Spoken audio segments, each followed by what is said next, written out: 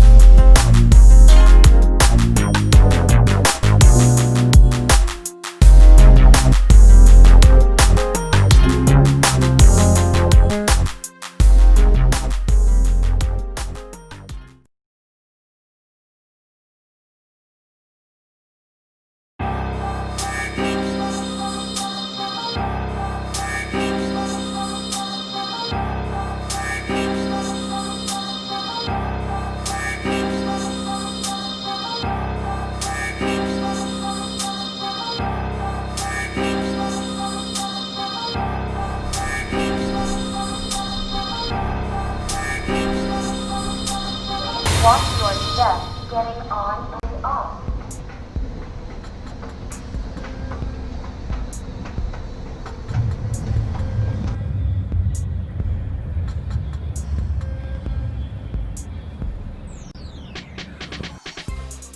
All right, welcome back to the Biz Autobiography documentary movie. As an artist, I always looked for that rainbow, as they say. You're looking for that golden goose. That right song and that right band, those right musicians, that right manager, the right agent, the right label, somebody to come and save you, And in this business, man, it does not have a savior at all. You have to produce something out there. And I tell you, the stories are pretty much all the same out there with a lot of artists, how they got connected and how they end up, basically breaking a lot of bonds with people from the bands and the groups that they started, from drugs or all these other different things, you know what I mean? When we started Tricky and DeVonn, with Rick Robinson, it was very innocent. It was very creative. It was very exciting because during that time, like I said, there was a lot of great music, a lot of great artists that were out there, and you had a lot of examples to follow during that time. And but the one thing that was so negative during that time, from the the mid 80s all the way through the 90s and up until now, really, is the drug scene and how that all played out and how people wanted to sell drugs in order to make money to put it into a record company. And there was a lot of companies that were doing that independent. And so, we felt like maybe that's what we should do in some cases, you know what I mean? So basically, we dibbled and dabbled and got our hands dirty out there, and my brother Rick, he got caught up in some situations, out there in the streets and everything like that, over time.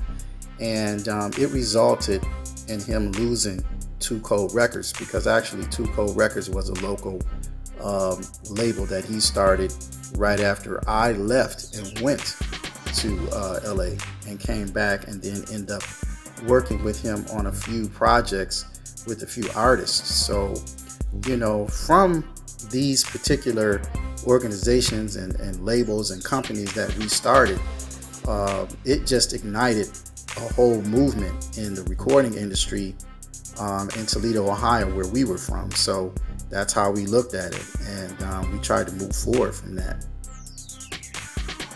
How this group, Tricky and DeVonn, almost ruined my career simply because of the fact of, us thinking about even going that direction during that time. There was a lot of gangs and, like I said, with the drugs and stuff, that was the easy way out, if you ask me. However, um, our talents and the people we were connected to, I thought was enough. We just weren't being diligent enough to stay consistent at performing and touring and things like that. And I think that had a lot to do with it because of the time, and we were looking at the money aspect. And honestly, man, those dealers that was out there hustling and doing whatever, they got more fame and recognition than we did as being artists. You know what I'm saying? So with that being said, that kind of put a dapper on some things. But, not to put anybody down, and it's definitely not to put my boy Rick down. Rick Rob is what I call him. It's not to put him down or put anybody down for that matter that's in the industry that had to go that route because, in some ways, a lot of people were forced to do that because of their environment and what they grew up in. And, so I'm not, downplaying the fact that, a lot of successful artists and successful people out there has had to resort to the streets and to make money to better themselves.